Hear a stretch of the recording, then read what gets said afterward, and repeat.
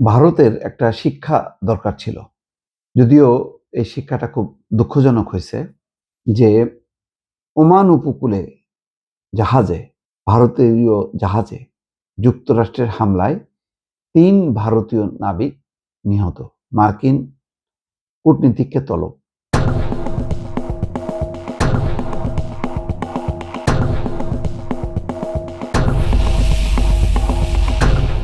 দেখেন, ভারত অত্যন্ত একটা স্বার্থপর দেশ।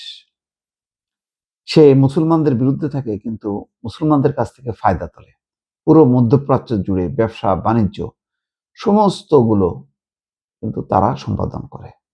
তাদের অগ্রাধিকার, তাদের দাপট, তাদের প্রভাব সব থাকা সত্ত্বেও এরা মুসলমানদেরকে ঘৃণা করে। আমি ভারতকে বলবো না, ভারতের বর্তমান শাসক গোষ্ঠীকে।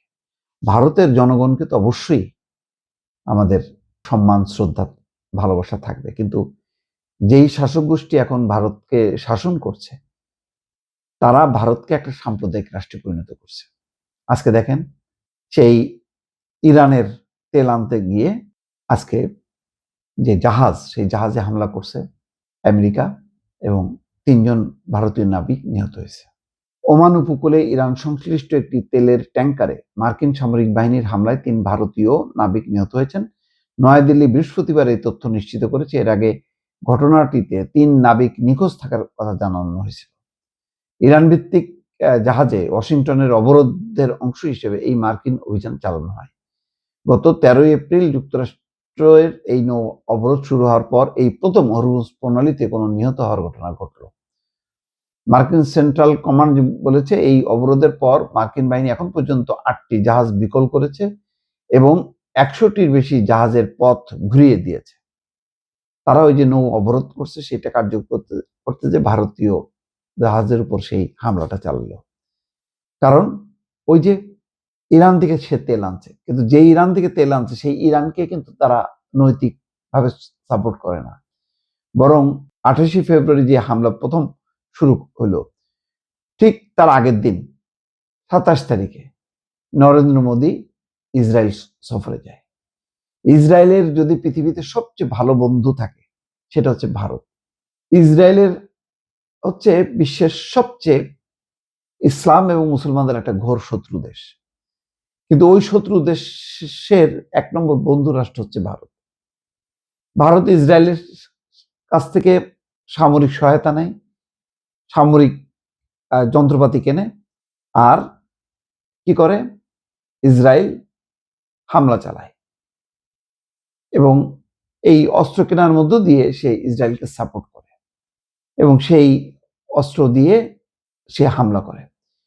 তো স্বাভাবিকভাবে ভারতের এখন যেই তাদের মানবাধিকার, তাদের অসাম্প্রদায়িক নীতি, এই জায়গা থেকে একেবারে সরে যেয়ে তারা চরম মুসলিম বিদ্বেষী, ইসলাম বিদ্বেষী একটা দেশে পরিণত হয়েছে এবং ঘুরে ফিরে ইরানের বিরুদ্ধেও সে তার বক্তব্য, ইরানকে সাপোর্ট করছে, এরকম নজির খুবই কম আছে।